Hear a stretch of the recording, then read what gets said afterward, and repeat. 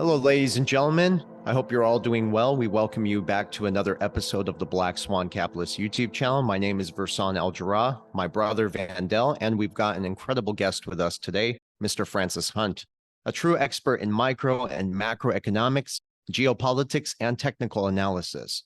In my opinion, Francis Hunt is a jack of all trades with a very deep understanding of market cycles. You can catch more of his insights on Twitter and on his website. The links will be conveniently in the description below.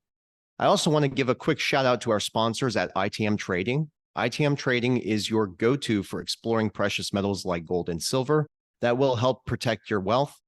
Without further ado, let's dive into a wealth of knowledge with our guest. Welcome back, Francis. Thanks for having me on. Okay, so I know we were talking about quite a few things before we started recording, but let's start with the cryptocurrency space and the crypto bull run that's coming in 2024. A lot of our followers, guests, and people we speak to on Twitter and online, they have a huge interest in this because a lot of them are crypto holders and they're really looking forward to this. There's definitely a lot of opportunity here. So can we get into it? What's your overview on this coming crypto bull run, and tell us, how are you feeling about it? There's going to be a couple of things that are going to turbocharge it this time, in my take. And one of them is the collapse of the debt markets. So in the traditional economy, I don't know how much you've been following, but we've had incredible examples of real lack of interest in the government debt markets. So the US had a deeply unsuccessful attempt at trying to get 30 years long-term debt out on their recent attempt last week. And of course, we had the British pension crisis when they tried to sell. They had to sell pensions, they had to sell debt because they weren't getting enough coupon rate, and they were short of money to pay the actual people they owed pension payments. So they had to sell the underlying asset, which is not the idea. You're supposed to hold the bond assets, and then just the interest payments are sufficient normally to serve your pensions because you've been buying them for many, many years. You've got so much, you live off the yield. They had to kill a golden goose, and nobody wanted it. And so you had the pension crisis in the UK. Now, that was some time ago. This more recent example that I was referring to was last week on the treasuries. And in actual fact, we've had a no bid on the Bank of Japan's debt market as well, which is one of the reasons why their interest rate is creeping out. And when you have a no bid, that's because nobody's bidding. And the bank ends up, it doesn't mean it collapses to zero, because if someone's a forced seller, he's going to chase the market down. So the bank quickly accumulates it. But that is a no bid of anyone else apart from the monetizing chief, the central bank head. So we are in the stage where the debt market collapses. And I know you started with a crypto question, and I've now gone and dragged you into the traditional market. But this is really, really important, because for such a huge Jupiter-sized planet, because the debt markets are truly massive, they are much larger than the summation of all the equity market caps, and literally just a bit smaller than the FX markets. And you sit in a situation where money is borrowed into existence. So as currency comes into existence, so you get a loan. Somebody's borrowed it into existence. It's usually a bank that's birthed the currency, that has this amazing license, and they've then provided as liquidity to somebody, and that's their liability to the bank. And now they have the cash as an asset to go invest and do this. So with this whole rate spike that has come at such an extreme rate, what you've actually got is you've got the interest on America's debt superseding an already over-expended defense budget. Defense budget is usually huge. It's bigger than the next 10, and their interest payments is larger than their defense payment now. And it's not going to change. And what actually happens is you've simultaneously got a dip in tax receipts, because people are actually, we had a recession. Remember, we met the criteria of a recession. They just said, it's not a recession. There's new rules. The new rules is if the labor force is strong, it's not a recession. Well, today we got an unemployment number, and the unemployment number expectation was that you would get 221,000 people on the unemployment reg. It was 218,000 last month. So you were going to have another 3,000 people. It came in at 231. So not 13,000 new people coming on in a single month.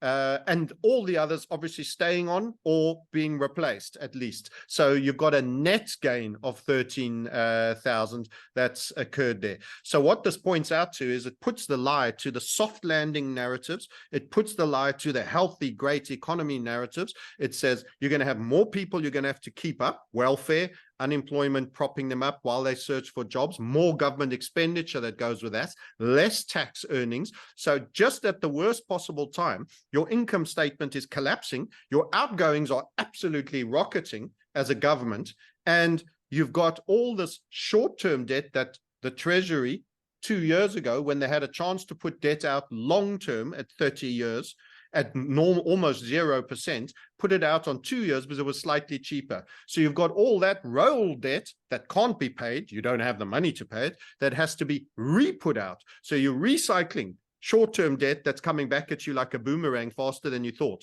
A real drop ball by the Treasury, not getting much more of it, kicking the can further down the road. You've got terrible income in dropping, which means ever more debt. So you're in a situation where they spend virtually twice what they get in already. This was 52% income and about 48. That was a few years ago. Now I think I'm almost certain it's probably almost the other way around, but I don't have the numbers to hand. So you're adding new debt just by always expending. A lot of that expenditure is already pre-committed to. The actual discretional expenditure any one president actually has is exceedingly low. And then there's events. Oh, we must send money to Israel. You know, there's this war. You know, suddenly we are obligated to be the money funnel for this event. Oh, and the Ukraine up until now, who's now finding that it's second tier. Upper Israel is second tier to the original version. So we're getting a lot of this geopolitics that gets dumped. So a lot of the discretional expenditure gets soaked up. So this is going back to crypto, bringing this back to crypto. This is the acceleration of the capitulation of one of the biggest asset classes. And what that means is, where does that money rush to? It's the big short is the debt. But the thing is, you never get in an economic system something that's collapsing without something else going up disproportionately. And the new money system is the digital money. It is what will come both through central banking digital currencies, crypto as we have it already, many of the tokens that are already around, of which we will discuss XRP, certainly very well ingratiated. All the statist tokens are going to fly. Why? Because they're co-opted, they're corrupt, and they're embedded with the politicians. They've already started working with them, and you're going to have a debt collapse. So you need a new system. And the new system is the white pony has been jogging alongside the dying donkey for everyone to cross over. And it's quite clear who benefits. And it's going to be the digital money space and cryptocurrency. Right. Yeah. Well, there's no doubt that there's multitude of challenges. And the interesting thing that you said was it's all interconnected. And if you look at the real economic data and the real global economy, everything is in bear market territory, no matter how much they try to disguise it. It seems that the only driver right now at the moment for the markets is the conflict in the Middle East, which has already injected, what, 782 billion into the stock market yesterday. Massive sums of shadow money into stocks and even cryptos. It's interesting because consumers are drowning in debt. And that's why the question persists. Are we witnessing the dawn of a bull cycle, or is this surge in markets really just another bear market rally? Well, the problem and the concern I have for the man in the street is that this could be the biggest bull market that they don't get to participate on any meaningful scale on, because they can't afford it. They don't have the stake size. They're having to make a rent check. And this is how, remember, so if the grand design is the hollowing out of the middle, the lower middle, the middle, and the middle upper classes to the super elite, and we've spoken countless times, one of my most popular videos is a 2017 video about the polarization. In other words, there's going to be absolute extremities. There's going to be the serfdom, and there's going to be the absolute ruling classes.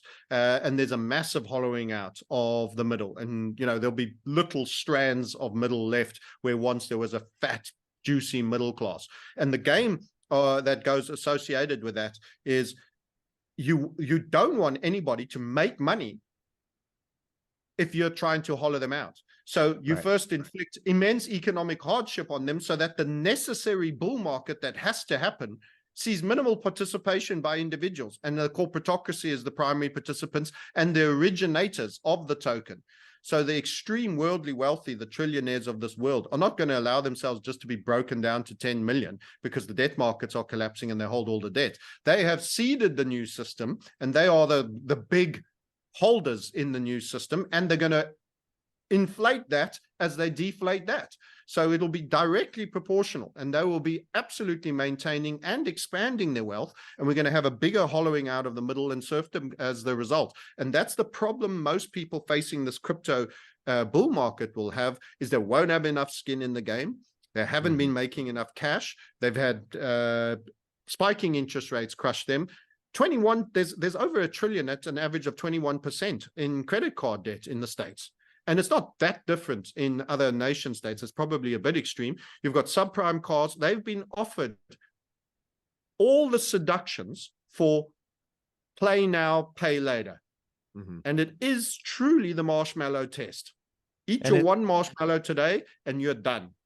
Put it off and you get 2, 3, 4, 5, 6 tomorrow. And this truly is the patience of the marshmallow test. And I've warned, debt is the nanothermide of your personal finances in terms of destruction. And the spike in interest rates that we think will come will actually level everybody, and they will be forced sellers of their crypto, and corporations, SMEs and high net worth and home offices for the extreme wealthy will be gobbling it up. And that's my big fear. It's bull market that the least people will have the means to participate in. And that's the thing. I agree with you, Francis. You're 100% correct. Now, the elites, the bankers, the financiers, the venture capitalists, they are already positioned and big key holders in these new assets, like digital assets and crypto. They're already being positioned to ride the run. They seed investors. They always get in early. That's the key. Yeah. And here's an interesting fact I found, you guys. So as of 2023, an estimated global crypto ownership rates are at an average of 4.2%. So what that means is basically 94.68% of the world's population does not own cryptocurrency or digital assets. Yeah. So we are literally such a small percentage of people in the space. And it's just insane how early we are. And I think the elites... they aren't done trying to squeeze you out, Vandel. There's a real warning in this. You've got to stay in the game. I don't talk about leverage. It's much more important you stay in this game. The move will make you rich. Exactly. Don't be shaken out. You'll be offered leverage. It's like being offered a credit card with a low teaser rate. You have to be seriously careful about what you're doing, because there will be volatility. You could actually have this entire pump with a demand destroying event. Don't forget the run up. We got a bit of a precursor on Bitcoin. Remember Bitcoin at 10K, we called the 14K, that was a half run. We said that's done. It's going to come off. You went from 14K. They threw the demand destroying event that was March 2020, which I won't say the name of. And you had a capitulation down to 4K. And most got, imagine how many people got cleaned out. I remember how that was chucking down. I was shocked. I was watching it and I was going, wow. And we were calling for a major upside macro HVF. It bounced back up, it formed and it broke. But before there's a major shakeout, they don't want you, Vandel, in that bull market. They don't want Vasan in it. And the community watching this, they don't want you in it. They want it solely to be them. They are in the business of stripping you of your wealth to maximize their own. They want all the chips in the casino. They want you with none. The game for you is that to recognize there is actually a war being fought against you building wealth, and the game is to stay in the game. And you, without real good training and very moderate, you should avoid leverage. And you should be staying in the game. The move will make you the money. We have a really tight method and very tight stops. And even still, you can get your stops jumped. You can have bigger losses than necessary. So we always trade small size. And right now, there's not much we're doing of a leverage nature at all. We invested and we're waiting. Yeah, no, I agree with you, Francis.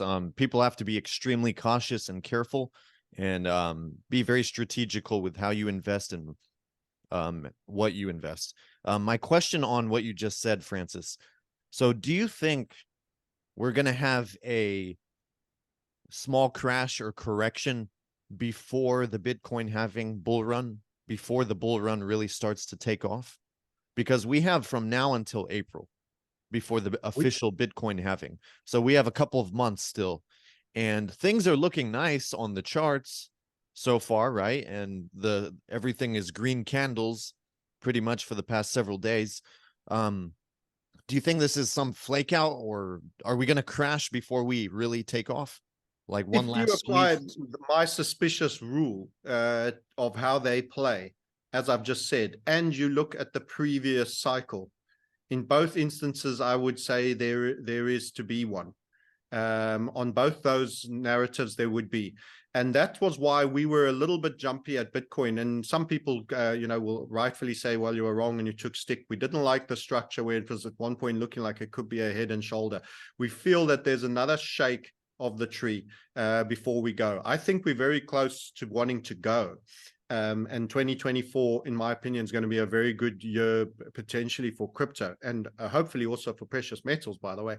But crypto needs to be designed to steal the precious metals money, because they don't want lots of delocalized little guys with private stashes that essentially make you your own central bank at hyper valuations once they, maybe make gold $25,000 or whatever the currency will be in a year or two's time, and silver $1,500. They've done that before. They've just re-rated the value of it. And China is certainly buying like gangbusters precious metals as well, and dumping treasuries, or certainly to some degree their treasury portfolio is shrinking because of the loss of value in debt, and not buying any more at minimum. Kissinger said the wealth moves with the gold, and it's going east. So you do need to think about PMs as a support with your crypto. Don't just be monotheic, because digital is great when there's power. It's great when there's mobile network. It's great when there's internet. So have a mix of both. I've often spoken about, a stable of horses rather than just the one fastest racehorse. Crypto, by volatility and means, could possibly be the most fastest of them in terms of upside.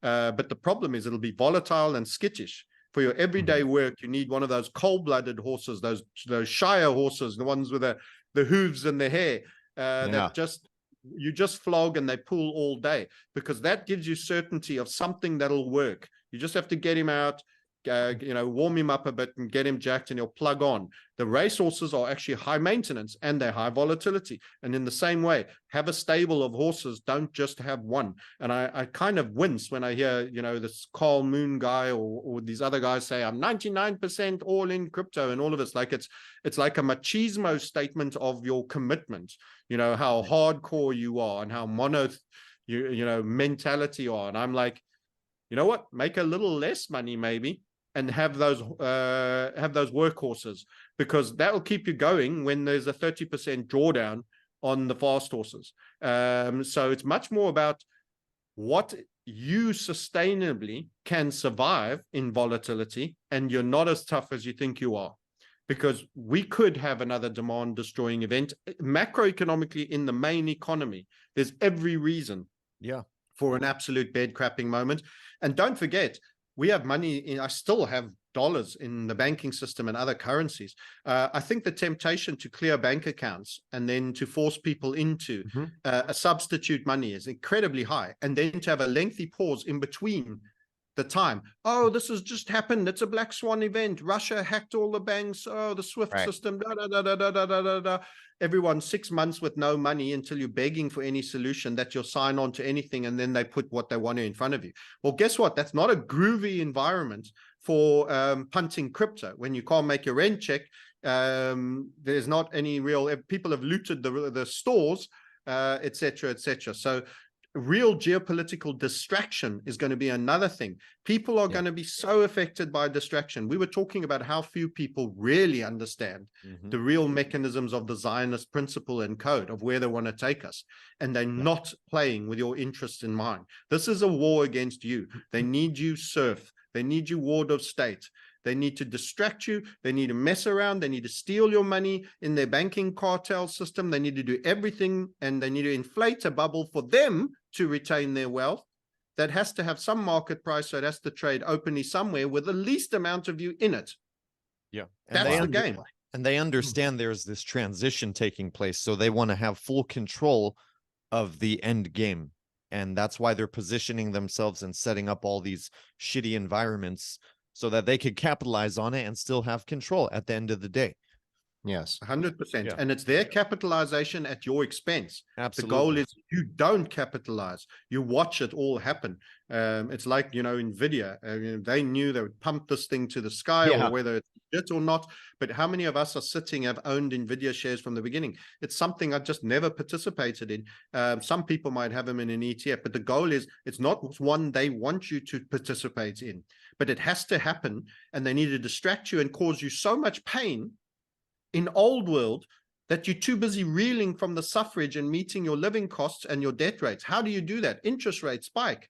What people don't understand, and then many people will look at debt. Why will interest rates spike? You're busy telling me that the unemployment is up and the economy is worse than it is. Why would rates go up?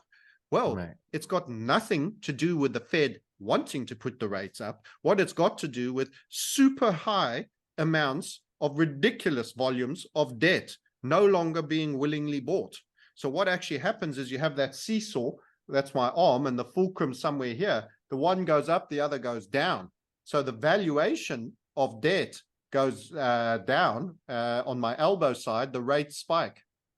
That's what happens. So in short, it's not something the Fed will control. The Bank of England made a number of rates of up increases in their debt market in a day once when George Soros was attacking it. They didn't think, oh, we've changed our mind, let's do it again. No, the market was dumping their debt. The pound was collapsing. And as long as that's happening, you're forced to raise rates in an emergence. And if you just stand back and say, oh, I'll never mind, well, your pound will lose 40% and it'll stay down there. And everybody will be screaming at you and demanding political heads, and your bond market will be dumped and no one will be buying it. And your pension corporations will be phoning the Bank of England and saying, we can't meet our commitments. The pensions have failed. So guess what? You do everything in your strength to prevent that. So the way you prevent the attack is you're forced to raise interest rates because they borrow your currency to short it. So at least make it more expensive and then make it more attractive for people to actually hold your currency. It's losing a ton of value. Well, if you're paying a very big interest rate, some people might see it out. If you're not doing anything, it's just about not competing. It's like you're selling pink Crocs for $250 and the guy next door is selling them for a tenner. Well, you go out of business. You cease to exist. You got to cut, you got to cut, and you got to cut. And your rates have got to go higher and higher and higher. And that's what happens. So you get forced into it. And Britain was forced into it for an attack on the pound when they went in too high to the Deutsche Mark, which was all a planned thing. It was part of making George Soros as wealthy as he could, so he could fund his Zaire agenda that he has across all over the place. But nonetheless, it was a microcosm. Now we've synchronized everybody to be Britain. Hyper overvalued debt and currency. Well, who do you fall relative to if all the currencies are garbage? Well, the debt market fails. That's your problem. So nobody wants to buy debt. So all the currencies collapse. They might not collapse in exactly the same order. The ones that are most indebted will go first. So that's why we've seen an absolute fall in the yen. I mean, I was watching the beginning of this year, Druckenmiller and everybody, and we've been saying for 2.5 years, the yen, short yen debt, the yen collapse. They were doing yield curve control. They were saying, oh, we don't know what the trades are. We can't see anything. And it's not like I'm smarter. I just don't think he wanted to tell you. Yeah, I'm sure he knows much more than me on every level. And we could see things, it's the worst. It doesn't have the unique privilege. So that is what's happening. Now they're having to let their interest rates creep up and still their currency will fall until they're matching all the other currencies, because we all lepers and we've all kissed the king leper to join the leper colony. And now, we all got to be equally sick. And you can't have one at 1% and someone else is paying 5.5. Well, guess what? We dump all the yen, we borrow all the yen we can. It's an easy, cheap rate. We go buy dollars and deposit it at 5.5%, and we pay less than 1% on yen, and the currency crashes. So we make appreciation, we make yield, we make free money. There's no free money forever. So that's what happens. You have the currency crash. And this is what's going on. There's so much imbalances now, and that's going to be a big driver for crypto, without a doubt. But you've got to be in the game, and you've got to stay in the game. So Yeah, you have to be liquid also. And I think that's why many people are going to miss out. It's because they're buried up in debt. They don't have liquidity on them. But it's also interesting how you said that debt is really what's going to keep this market driving at the moment. And that's what we see in the Middle East. It's the war that has given the institutions to prop up the markets. And that's, I think, what we've been seeing these last few weeks. Ever since the war started, the markets are going up. So we're profiting on the expense of lives overseas. And what they're trying to do is hold this shit show together until the very last moment. And again, the system was always designed to fail. The question was when. Ukraine, the whole thing was a money laundering game, and it's a Yes. banking cartel enrichment. We're at the end of empire, and everyone's stripping the fittings off the house, the palace, the grand palace. The insiders are, and stripping it off and selling it. So it's a lost. These crimes are going to get lost in a new system that's going to be launched. They're all doing a major crime. What was happening is we were tapering on Ukraine. People had Ukraine fatigue, and isn't it interesting how the Israel narrative came in with this fresh, new, super hot narrative? They really have to hammer it, because essentially America is giving up wealth in debt, and the Ukraine narrative was running soft. So you got this new, hotter, new super source why you should be giving money somewhere else to be laundered, stolen, misappropriated in a variety of ways. And I would add that to the war narrative and what was going when you touched on the geopolitics there. I do want to talk a little bit about the Bitcoin. I know that the Bitcoin halving plays a very big role in the next bull cycle. But what I want to know is, what catalyst is it going to take to get Bitcoin to decouple from other blockchain protocols that are addressing real world solutions, real world problems? Because we look at what the institutions are saying publicly, they offer very conflicting views. One is accusing Bitcoin as a threat while quietly embracing other technologies and adopting them as well, like XRP, XLM, XDC, etc. And then we have something like BlackRock. They went from accusing Bitcoin for a money laundering operation, then they did a 180, and now they want to consider a Bitcoin ETF. So this just raises so many questions about the true nature of these discussions that are happening. And I just want to know what your thoughts are of the underlying agenda, I guess, that's driving this shift. So the previous accusers of Bitcoin as money laundering and various other things, this is how they use insiders to taper the rate of growth of crypto.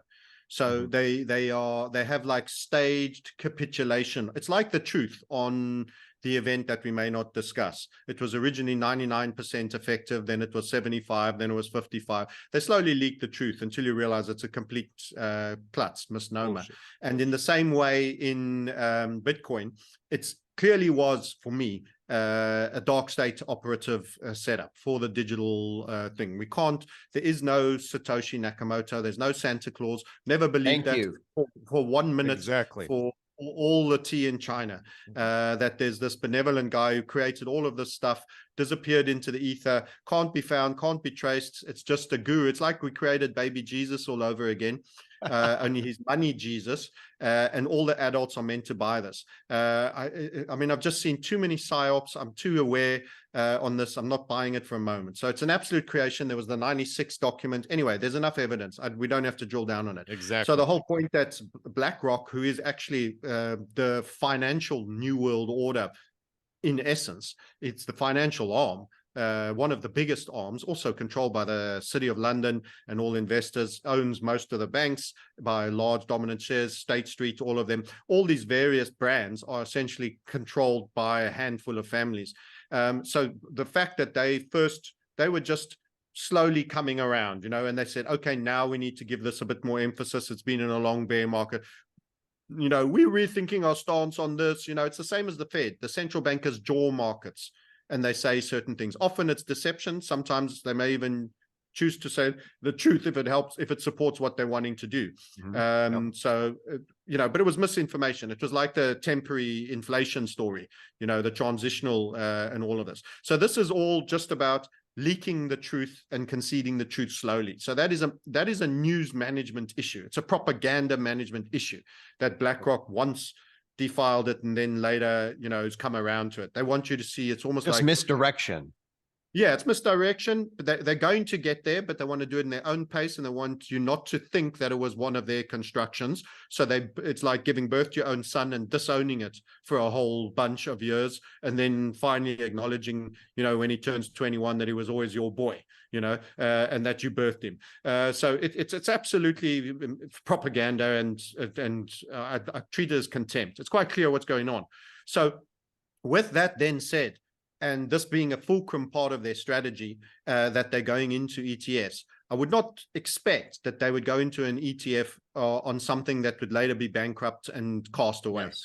It's possible, but I would not expect that. So I would say Bitcoin probably does serve as digital gold, literally the soundbite that you were given, because it's not transactional, it's not fast. It is totally transparent, which is exactly what they want in a financial surveillance system. Remember, the biggest casualty is going to be privacy, your freedom and privacy.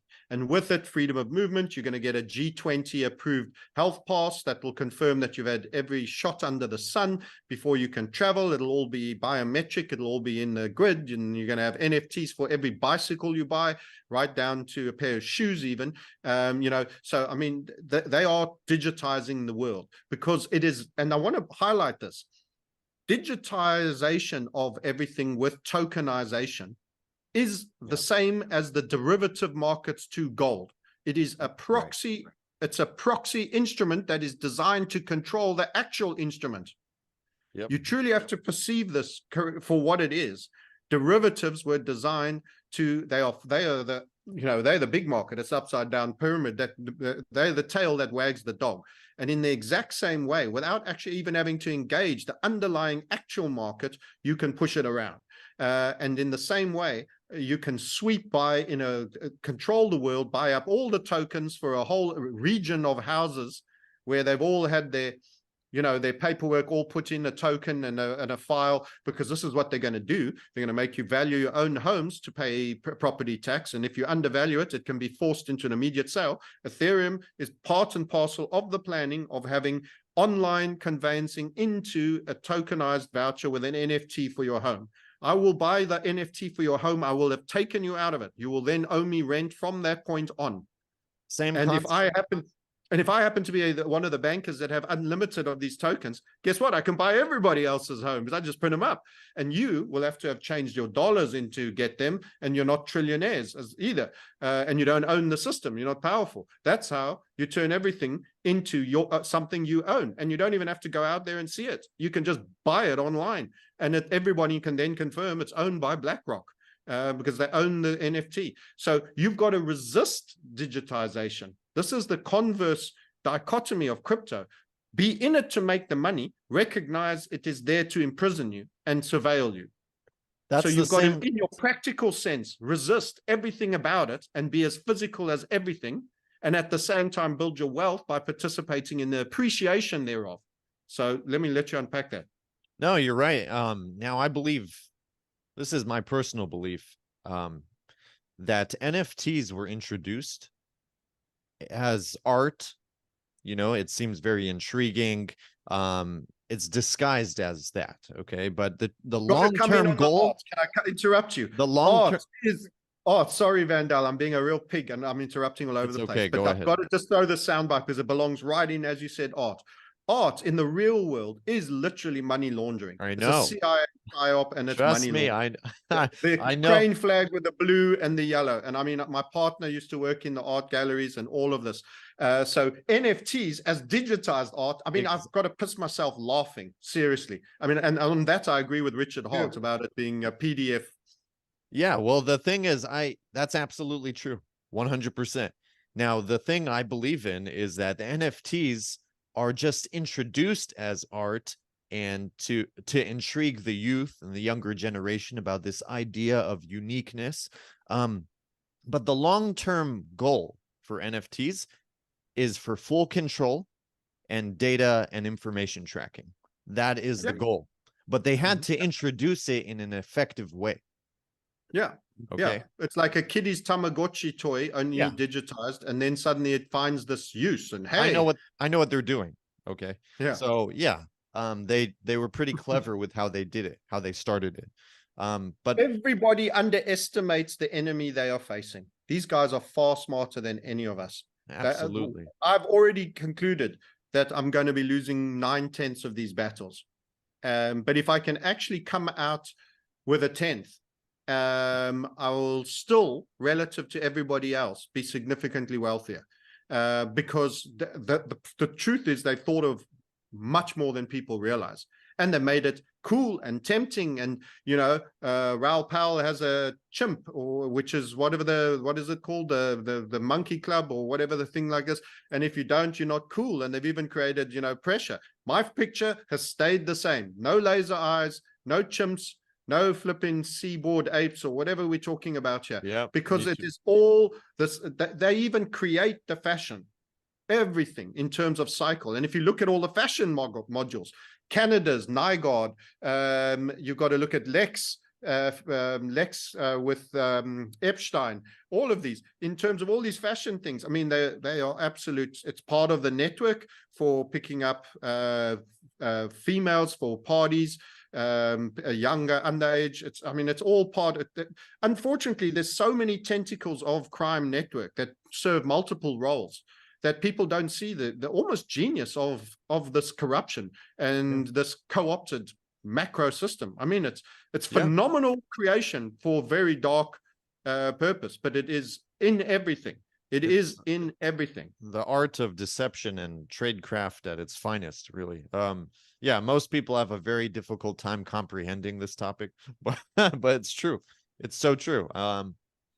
We really need to set up a whole studio in one of these major cities and start really getting into this meat and potato stuff, because I believe there's an audience around the whole world that really wants to get more information on all these topics. We can't do it here on YouTube, but eventually we do have some plans to set up something like that, and we'll share more about that in the future to everybody. Let's show something positive, because we're scaring everybody and they've all go, oh my God, this guy's a nihilist, black pill, you know, I'm loving life, and you should. I just went on an amazing walk. I'm in an amazing area. I'm looking at some physical assets that I can live and enjoy. But let's show something positive that's gone on in the markets, silver and gold, which I think some of your people will still enjoy. Let me see. Have we got the share button? Yeah. Invite, chat, share screen. There she. And you got the XRP chart, right? We can look at that. I'm going to definitely take a turn past that. I know we've got the XRP army that's waiting to hear. A little bit of interesting. I'm doing the newsletter literally on this right now, but we had this is silver 4 hour. I should actually go from the big time frames back down. Let's do it the other way around. This is weekly on silver. Okay. So everyone goes, what happened to your three grand gold call, or your 2.9 gold call, and your $45 silver? It's still sitting here, and it's still happening, and it's still coming. This is the continuation we expect. That will take you to the gateway of 45.50. It's part of a very macro flag.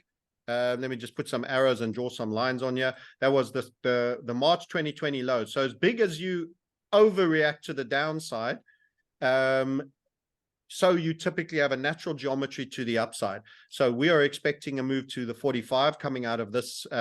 This is the low. That's why it's projected here. And since then, we've been coming up against this red line. We'll drop into the lower time frames. But this you can treat as a flag. It's got a little bit of a broaden on it. So some might say a megaphone.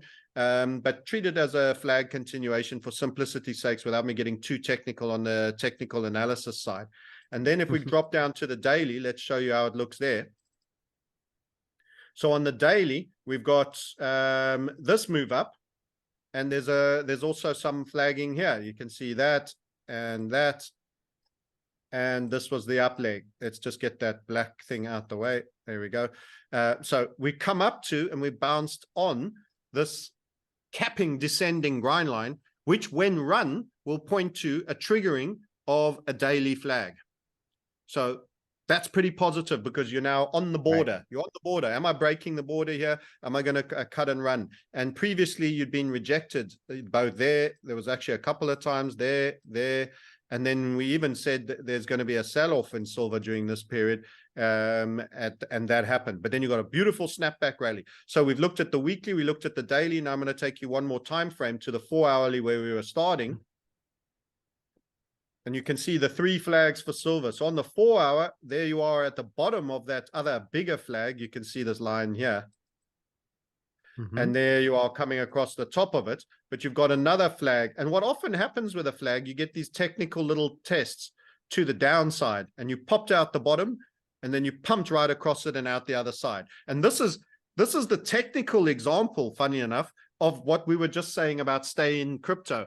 Don't get thrown out. Yeah, stay in the game. Because the game's design of the game is to shake you out. It often moves in the unexpected direction, hurts you if you're early, only to throw you out, only to do exactly what you think you do. Don't get shaken out.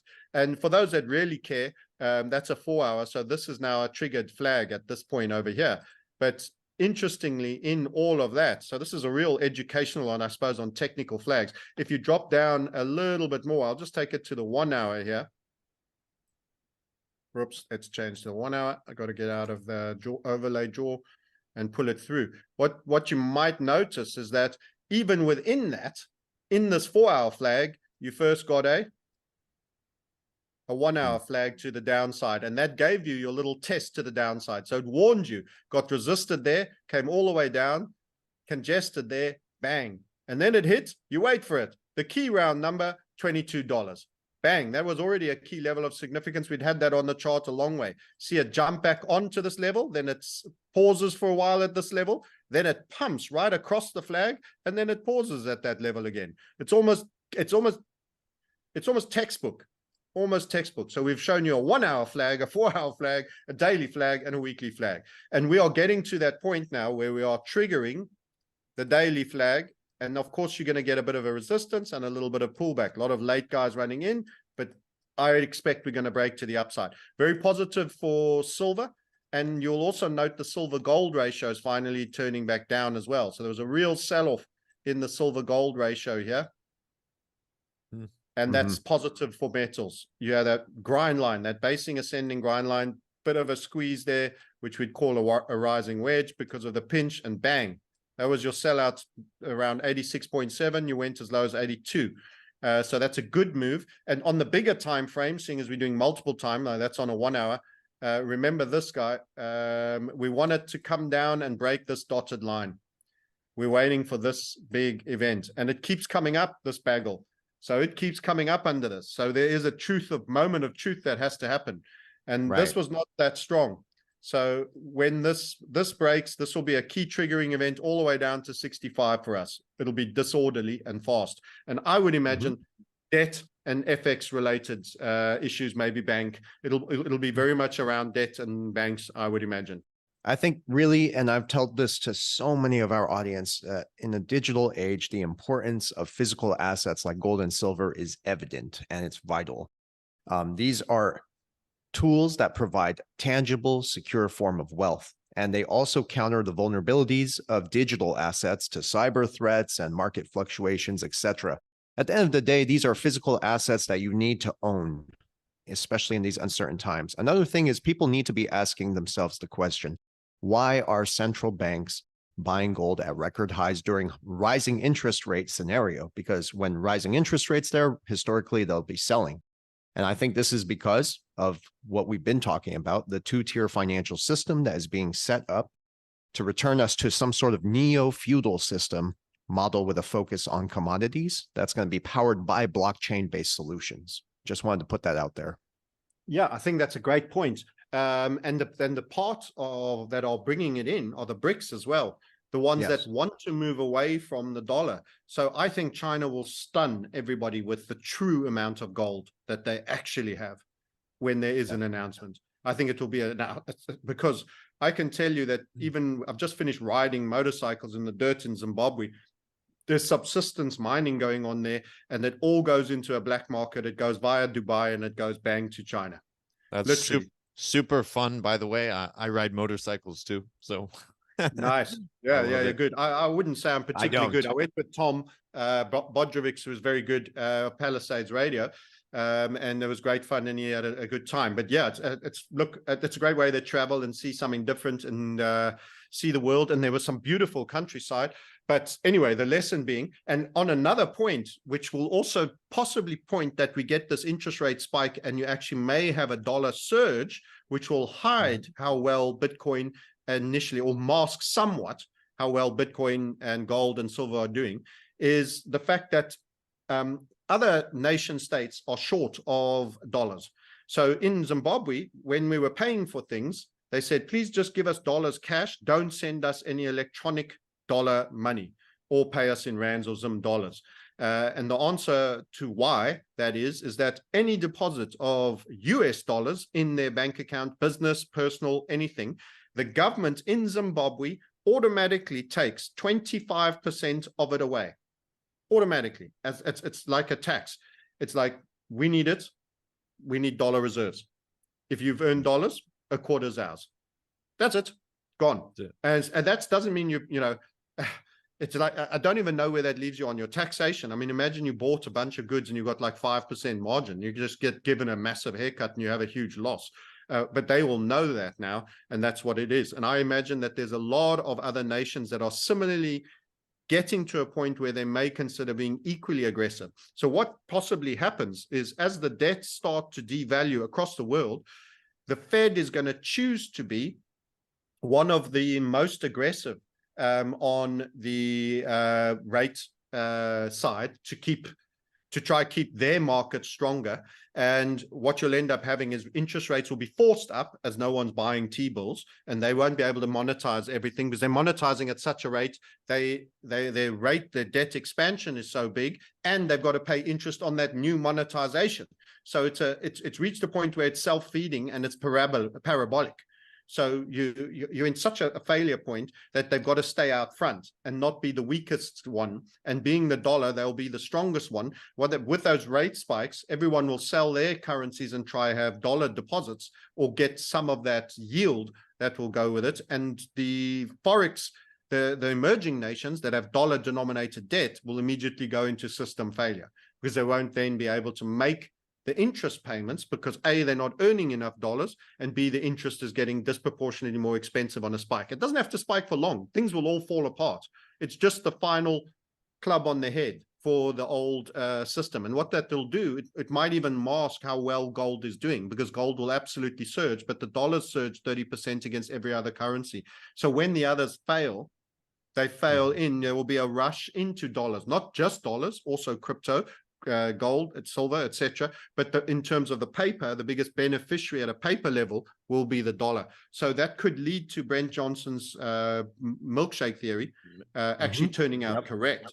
And you'll have a spike. But you don't want to hold those dollars for too long, because the new system comes in and then it gets switched and a lot of things start to break. And longer term, I think America has a much harder journey after it's no longer the world currency market staple, as Britain had after its period. So you'll enjoy the spike, but you won't enjoy what comes thereafter. And don't forget, most of them are the most indebted. The country that is the most consumer orientated with the most debt is America. So the fact that your currency is appreciated won't be helping you when your car's being repoed, your house is being repoed, and everything is like that. Great, I've got a strong currency, and all the stuff I owned has been taken back off me. So this is why I keep warning people. Debt is the controlled demolition of your personal finances, and the interest rates will be the lighting of the match. Speaking of debt and interest rates, I just wanted to highlight something on the Bitcoin halving and the bull run that we see every 4 years. And I want to get your opinion on this. I know we touched on it briefly earlier, but this is for the audience to hear. So the Bitcoin halving, the bull run that we see, typically happens every 4 years. It's on this 4-year cycle. Now, there's plenty of evidence to support this claim that the key catalysts for the 4-year Bitcoin halving bull runs go back to the macroeconomics, because the macroeconomic factors are really what drive the bull run. Because since 2009, the economies, all governments reset interest rates, they lowered them, the Federal Reserve, the central banks, to nearly 0% in 2009. And the economy's debt pretty much has to get paid and refinanced every 3 to 4 to 5 years on average. So that's like a 4-year cycle. Now, the government's 4-year cycle of monetary stimulus and subsequent tightening perfectly aligns with the 4-year Bitcoin halving cycles. So Very And that's by basically, design. by You're design, absolutely right. there's no coincidence there. It's definitely Yeah. by design, right, Francis? 100%. We've already commented a lot on this on our Crypto Sniper channel. That's you can see it when you do the Dixie, the dollar index versus the Bitcoin chart, because that is essentially the dollar strength. And when there's printing, and people forget that the surge from the 10K to the 64K all came during the quantitative stimulus. easing era. Yeah, the major Yeah. stimulus and the crash in the dollar. We did have a correction on the Dixie more recently, which wasn't accompanied by immense strength on Bitcoin, but it's not in that 4-year cycle. You always get a big setup. So they've actually synchronized us with crises that lead to Bitcoin. And I will go back to the point I was making earlier. By creating the crisis, they reduce your wealth and put you in economic poverty for that moment. And then your business is closed, you've lost your job, etc., crisis, you shut down, you lock down, you can't open your restaurant, etc. And then the stimulus takes you over. So by the time the run comes, you've first been shaken out to the downside, just like I was showing on the bear flag as well. Again, because I think it serves so many purposes. These people are really clever. It serves multiple purposes across all levels. They keep you out because you're wrecked. They wreck the thing first. And you asked the question, Francis, are you expecting another demand destroying event prior to the major part of the next bull market? And my answer was largely yes. In other words, you've got to stay in the game because they force a liquidity. You get forced sellers and they let it happen to crash it. They don't come in and buy. They are controlled. And then they put the bids on at the low levels, and they let the prices are determined at the margin by the most motivated.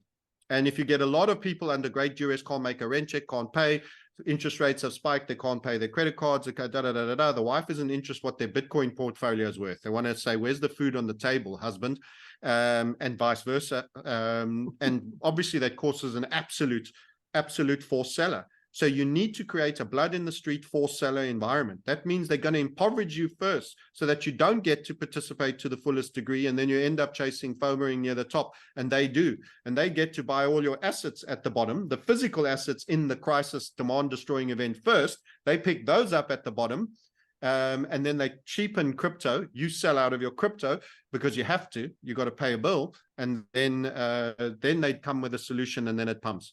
So you have to survive the shakeout. There's always a shakeout. If you're looking for a title for this movie, my big warning is survive the shakeout to make sure you maximize the bull. Because it's designed to make sure that few people get to make the real big bucks. On that catalyst and the macroeconomics, how it aligns perfectly by design with the Bitcoin halving. Interestingly, Versan had a conversation with Simon Hunt, a friend of ours, global consultant for the gold and precious metals based out of Dubai. And Simon Hunt was saying he could see the Fed lowering interest rates in April. And this, he doesn't know too much about the Bitcoin halving and all that, but he said in April. And it's so interesting because based on his analysis, not knowing much about Bitcoin, he said they could lower interest rates in April. April is the exact date of the Bitcoin halving beginning. So a lowering of interest rates all lines up. And then stimulus, injecting more capital into the system and lowering interest rates, and then the Bitcoin that would halving. Be lighting relighting the fuse of that rocket, won't it? Yes. So it's interesting if it plays out like that, and I truly believe it will. But I do want to get your opinion on this. What are going to be the biggest reasons for the bull run besides the macroeconomics? I mean, we got utility coming into the play. We got everybody and their grandmother talking about crypto. I mean, more adoption, mainstream. I think that this is going to be the reset. I think this is the one. This is the one that they've been playing for. I don't think we have a normal economy going forward. I think a whole sweeping. So we've had the fourth one is the one. We've had 3 drills of cycle with economic crises. I mean, how do you get bigger economically than shutting the world's SMEs down and advertising on the news that Amazon is the main retailer and is doing all these amazing things to make sure that no viruses are transported? In other words, buy from our Rockefeller New World Order store that we funded for 15 years without any profits for ages, so that it could become the dominant player in retail, so that we get all your money. It's a bit like the oil rigs where you had, that, you know, the Rockefellers gave tokens. They didn't even give dollars to workers, and then they had to spend the tokens in the Rockefeller store, so that they actually never gave the people any money. That's how psychopathic they were in their approach. So inherently, you're dealing with Amazon as the, you know, the retail New World Order store. This guy's Zio all the way through, and the Washington Post investments and all of this stuff. Same with Elon. But anyway, without getting too resetty on that, your question is in essence saying, asking, in fact, sorry, forgive me, I went on such a tangent, I almost forgot the no, you're going on the right path. But basically I was saying, it looks like this massive bull run, besides the macroeconomics aligning with it, we're going to have a few factors that we never had in previous bull runs. One, and it was the reset. Thank you. I lost my friend. Yeah, more adoption. This time we actually have real utility. These assets are actually being used on a financial institutional scale. Maybe more global adoption from your average Joe participating. Debasement of currency. Like, people are really looking for an out, an outer or a different way to protect their wealth. And I've got my thought back. It's essentially the difference with this one is all the participation was entirely optional in the first 3. Okay. This one is not going to be optional. It's going to be compulsory. That doesn't mean grannies are going to be buying the Bitcoin bull market flippening. That's not what I'm saying. I'm saying what comes out of this next spell of 4 years is inherently a totally different financial system. And there'll be a lot of people that'll have to educate it. You're going to get custody solutions. You're going to get the NFTs, the whole tokenization. There's going to be a swathe of solutions that are going to come out. It's going to look like .com. Do you suddenly remember? I'm hoping you guys were old enough to remember .com as I did. But there was just suddenly all these business plans and all these different businesses. You had Cisco, you had Google, you had Microsoft, was almost the old world one. You had this swathe of all these businesses that just popped up. You're going to have something similar happen again, and they're all going to become big names super fast, unnaturally quickly. A bit like how Facebook blew up suddenly and became suddenly such a big thing. They're going to sort of scale up, our ChatGPT. They've got ever better at exponentially taking something from zero to massive, to global, transnationally relevant.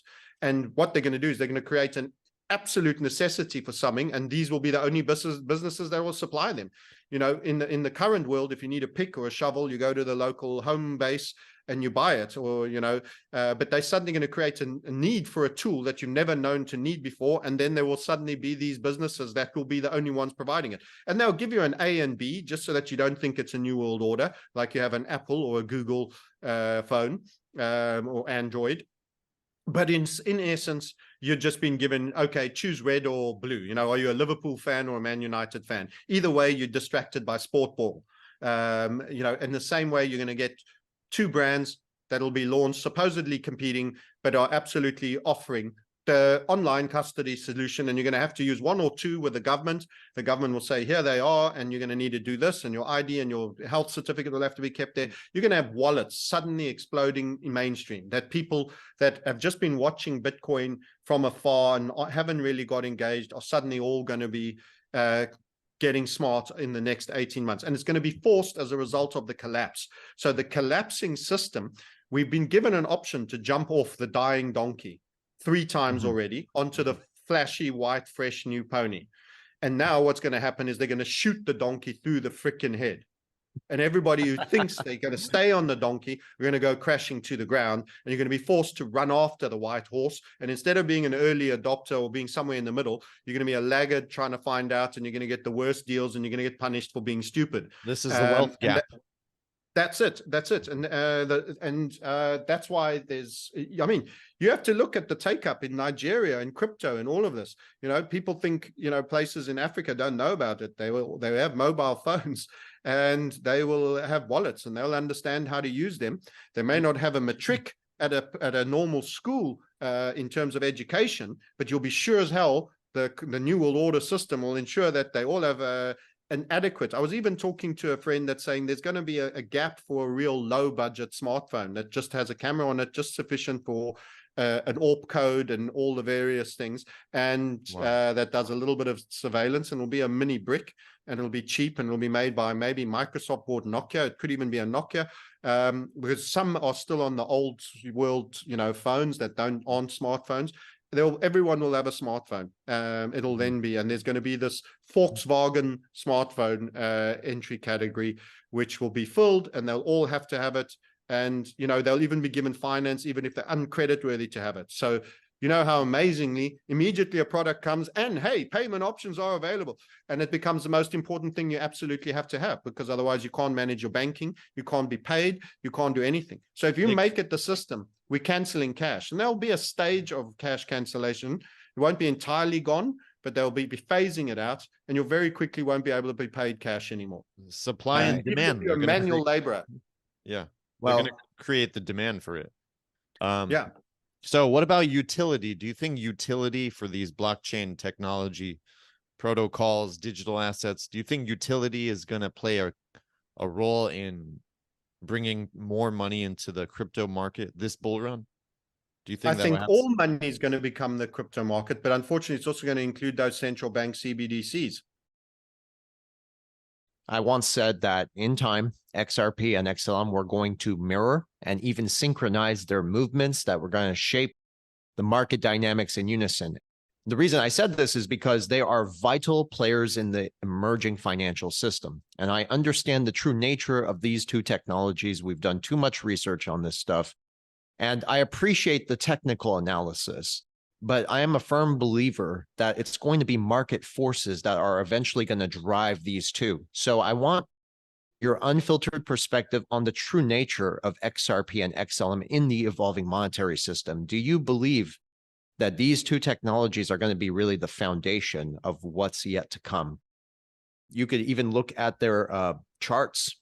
They do move in unison to some degree. There is something very interesting happening over there.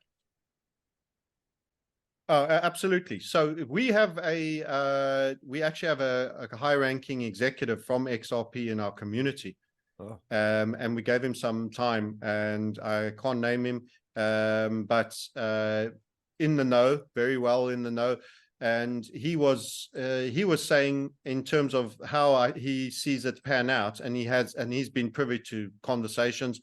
He was saying that it'll almost be Coca-Cola and Pepsi. XLM and XRP. In other words, they're going to be fulfilling the same function, sugary water with caffeine, and in the same way, utility in terms of central banks. And he mentioned that one or two of the Middle Eastern players, some that were committed potentially to the one, automatically said that other of the nation states that are typically a little bit adverse would go with the other one. So it's almost going to be like you choose rum and Coke with Coca-Cola, and I go, okay, I will have, cane spirits with Pepsi Cola. But we're both actually drinking alcohol pretty much similar, and with our sugary water.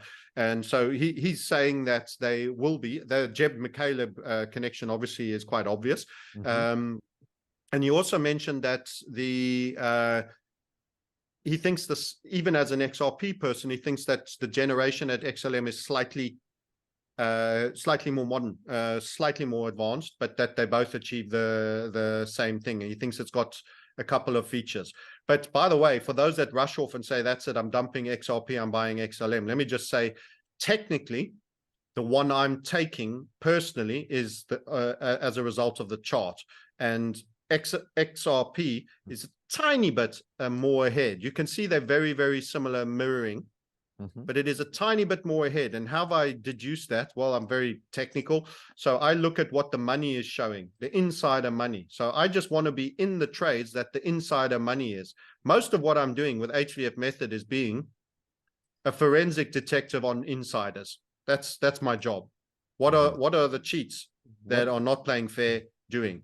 And if I can spot it, then I can get in organically without having any insider information per se and highlight that. So if we just go over the last two highs and I throw a fib, these are real messy charts here. So I've done a lot of work on them. Let me just take those other lines off.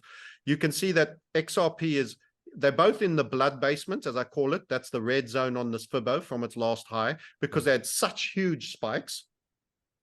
They are still hanging fairly low. So in terms of the bull run so far, they've not made anybody unbelievably rich yet. Even the last bull run, there was pressure building up. It really didn't do much, right?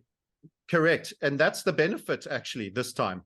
Funnily enough, that turns into a benefit on the new time, because in all the other tokens, this was Bitcoin 69 while that was Bitcoin 20. That was 20K Bitcoin, and that is 69. And this is what Bitcoin, while of course on XRP, because of the headwinds with the legal case and the other rubbish, it's actually a lower high. And that technically makes it a stronger setup for when it does break. So it's going to get a bull run and a half, because it didn't get the other half of its last bull run, if that makes sense. There's going to be inherent catch-up in it where it's going to be perceived, and that's why we are super excited about it. And as we're saying, XLM is in a similar state, because I've chosen the wrong XLM version. It hasn't got a long enough list. Who had XLM really early? Because I've not got the original Impulse. Which of the exchanges always had XLM? Any of you? Let me know. Coinbase had XLM for a very long time. KuCoin as well. Yeah, so let me try get, because Binance didn't list it until after its first bull market. So we're looking for Coinbase. There we go. Let me choose that.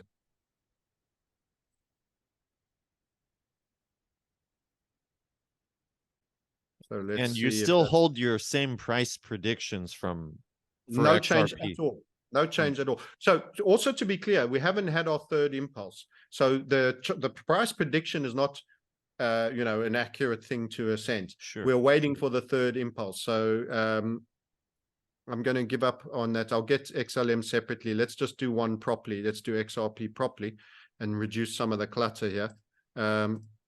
So we don't know how high. We just know we only qualify a third impulse when we get to a certain percentage. And we want to see it get to around 112 and a half, $1.12. Then we've got an accepted third high. Any sell-off, then you should just be accumulating into that dip like no tomorrow. This is quite a low volatility period where it's been base building and has been doing for quite an extended period. And as I say, 112, once we get to $1.12 and a half and we come off, then we feel that you're in the GOM zone. And by the way, you were talking about timing and all of this. We've actually looked at this technically.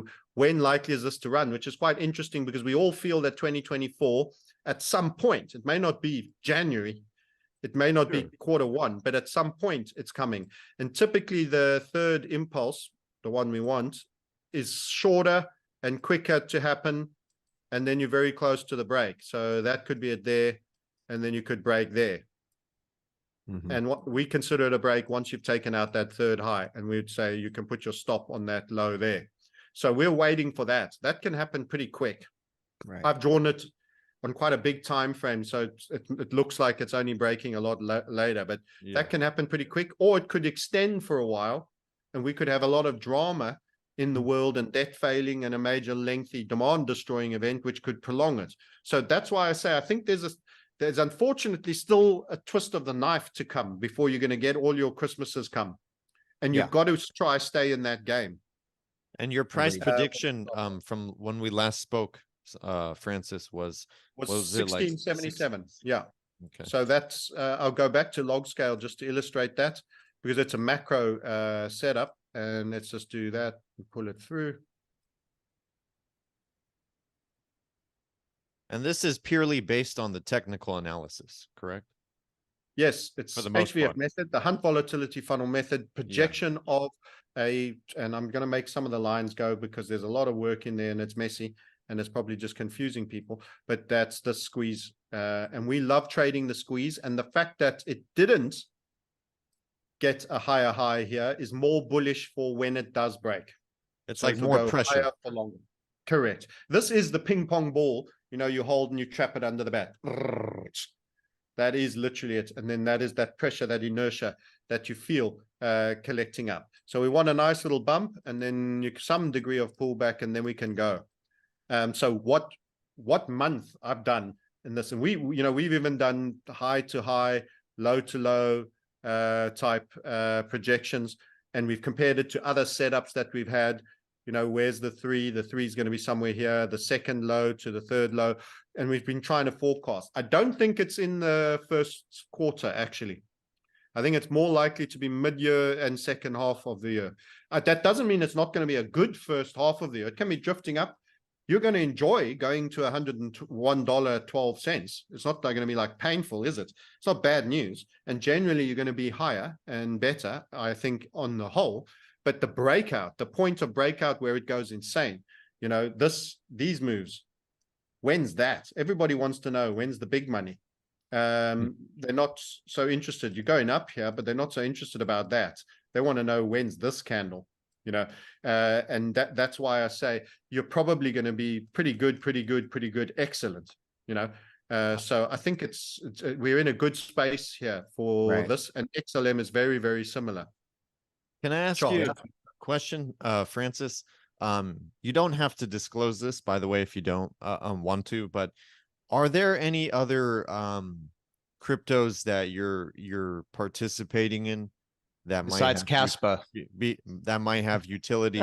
Because personally, Versan and I have maybe several or 10 that have a skin in the game, but we don't really share that too much publicly because we don't want to encourage people to take too much risk. They lose something, they have poor risk management, and they come back and say, you asshole, you got me into this and that, you know. But yeah, we have probably 10 to 15 different cryptos with huge positions in, to be honest. Our top ones, of course, are XRP, XLM, XDC, HBAR. But then we have several others, and we know they're going to do very well this bull run. I have one, unfortunately, I can't disclose, that is sufficiently liquid and is going to, in my opinion, do where I see a 33x before you get a major pullback here. This one I see a 60x. It's in our community, and we've kind of made it a private call. But I will give you something positive on a token, and that we can discuss, and that's one you've just mentioned here. And this is a little bit of a sneak peek of community work. So you're getting something ahead of anyone else privately. We have been watching HBAR, and this little structure has come under interest to us over here. So you can see on a big time frame, it's quite a new token. You haven't got that many bull markets, but we're watching that. And when we take you into that, get off the fortnightly chart and into the daily, we do think there's a scope for a bit of a nice pop and run coming for HBAR in the bull run, right? To the upside, yes. What price predictions do you have? Yes, so it's this. We're watching that. And that is a technical structure we like a great deal. I would actually like it to come off a little bit more.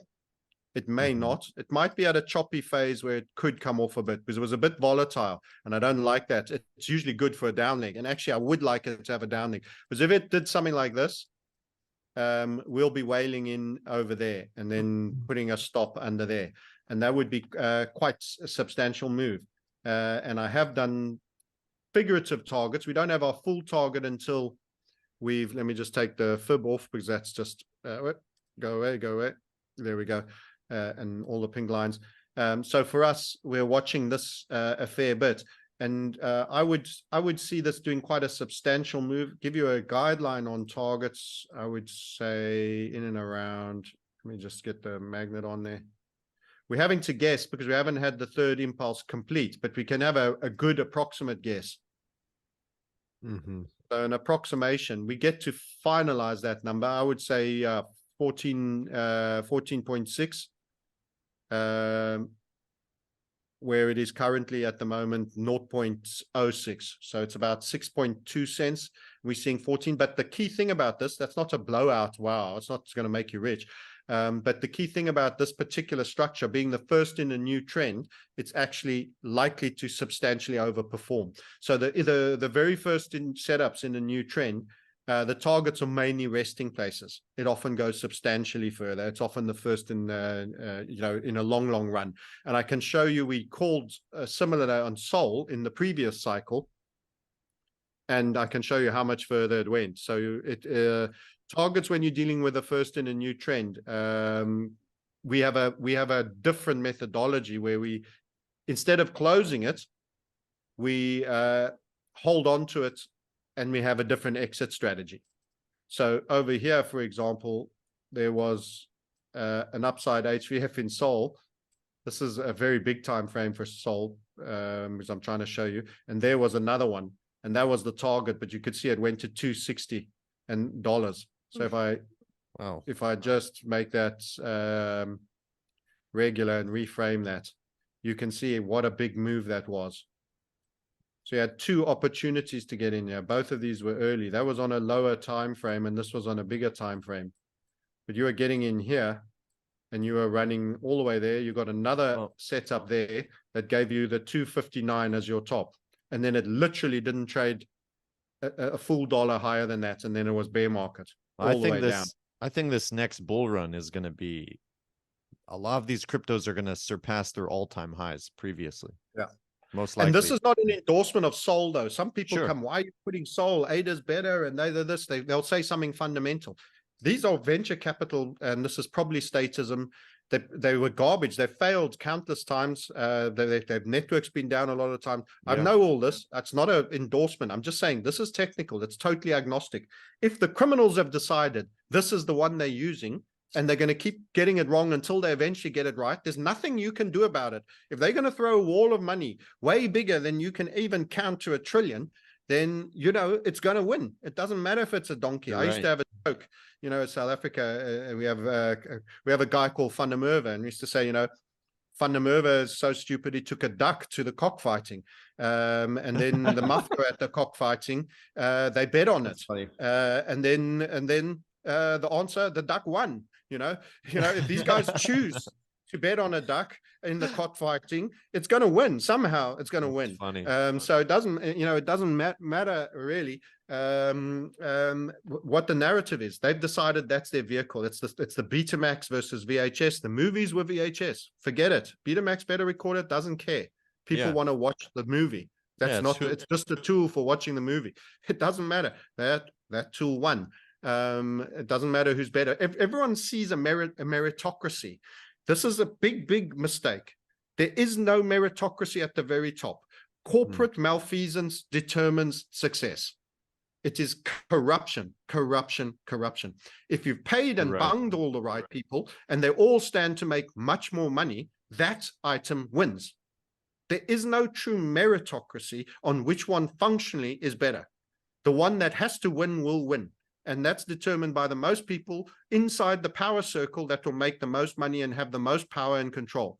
If you're delivering that, that's all that matters. That's true. Everyone thinks, that's a better football team to that. It doesn't matter. In this game, it's not about merit. It's about corruption. Well, Francis, I think these were amazing charts, and the insight you gave us was incredible. I think we're going to have to wrap it up, but before we do, what are your any last words that you want to share with people watching, and any advice, any tips? 100%. So you need a protocol and a code for your existence to make sense out of what is a very confusing, very inverted world.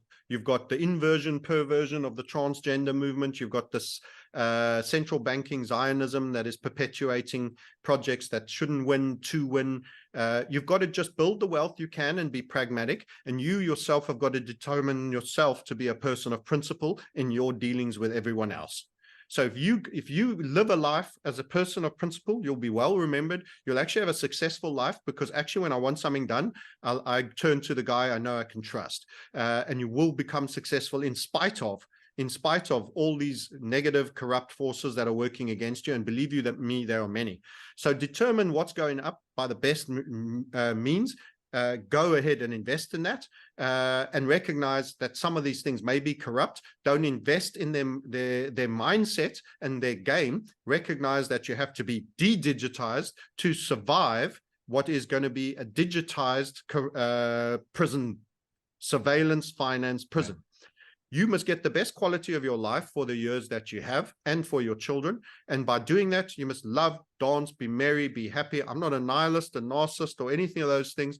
I'm actually have a great life and enjoying it. I'm calling the game. I'm seeing the game for what I assess it to be, on facts, on rationale, not on emotive reactions. I intend to participate in the places. I am not a man of principle towards malfeasant corporates.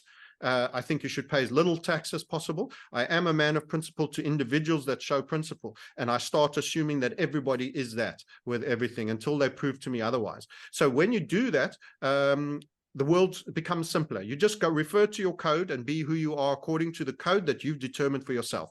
Mental psyops are going to come at you fast and furious, and the way you cope with them is you recognize in advance that's happening. You don't deny them. I deal with so many people that think, no, Trump's going to save them. This is going to save them. There's going to be, God is going to come out of the sky on a chariot and change it. No one came during the Bolshevik Revolution and saved 20 to 60 million people. No one came during the Armenian Revolution and saved all those that got shot. No one came for all those that trusted government and took the science and now have turbo cancers and have died. And we won't mention what we're talking about there. No one came. You are your own God in your mindset and your mind's eye. You have to be awake and alert, because you're protecting not just yourself, the people you influence and affect. And you should aim to have a positive effect and be a principled person. If you can establish that and do the damnedest you can within your own sphere of influence and the people you interact, you've done an amazing job. You're going to live a proud and amazing life. And even if you die a day or two earlier than someone who sold his soul, believe you me, they're living in suffrage. You're not missing anything by being any of those that have crossed to the other side. I've got a community of people that have that as a philosophy. We trade HVF method, which is don't believe what they say, have a look at the charts and what they do, and apply the natural laws of geometry, price movement. As much as things panic to the downside, with the same amount of leverage, they panic to an equivalent degree to the upside. That allows us to have targets, really tight stops in low volatility moments, so that we can maximize wealth building in reset times. All the traditional financial information is almost certainly wrong and should literally be inverted, that you will get from a financial advisor who will sell you a pension which invests in debt instruments. You should remove all debt instruments as investment classes, and you should be prepared for an interest rate spike and being self-sovereign and self-reliant. That is the key focus. That's our core focus and principles. We have a community of that. If you'd like to join, follow the YouTube first of all, book a call, talk to a non-salesman or someone who's in there, and see what we're all about. And thank you for having me on. And you guys are doing God's work too, right here, right now. For giving me an opportunity to talk. Thank you. I overdid it a bit, interrupting you. I apologize for that. We love it when you talk, Francis. It's all good, man. Don't worry about it. I was a bit bouncy tigers today. You're a wealth of knowledge. But you're doing God's work and keep doing it. And you are honorable, good, souled people. And keep protecting and keep calling out the lies, keep being accurate, and keep helping people to build wealth and give your best guidance. And you are teachers amongst men. And teaching is a noble art. It's a noble art. We're all teachers. This notion of teachers from school and all of that. We're all learning. We're all students and we're all teachers. And it truly is. Do your best to learn and grow and pass on the best knowledge when you're confident of it. Amen to that, brother. And of course, always good chatting with you, Francis. We love having you on, man. This is like perfect. Eventually, we're going to meet in person. Eventually, I look forward to that at some point. But until then, thank you everybody for watching, and thank you, brother Francis. We'll chat soon.